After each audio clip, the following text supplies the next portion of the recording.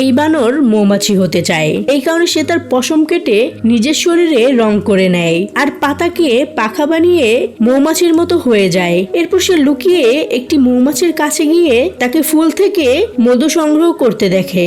এরপর সেও একটি ফুলকে চেপে তার রস বের করে আর একটি নারকেলের খোলে রাখে। তখন মৌমাছিদের রানী সবাইকে ডাকে, তো বানরও দ্রুত বাকিদের পিছনে পিছনে চলে যায়। সকল মৌমাছি এক লাইনে সোজা দাঁড়িয়েছিল আর বানরও সোজা দাঁড়িয়েছিল।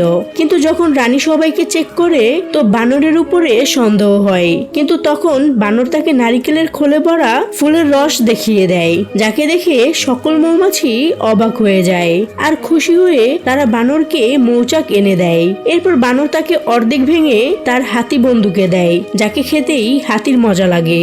এই কারণে সেও নিজেকে মৌমাছি বানিয়ে নেয়। তারপর সে তার নাক দিয়ে একসাথে সকল ফুলের রস বের করে নেয়। কিন্তু এতে হাতির একের পর এক হাঁচি আসতে থাকে, যাতে সকল ফুল ধ্বংস হয়ে যায়।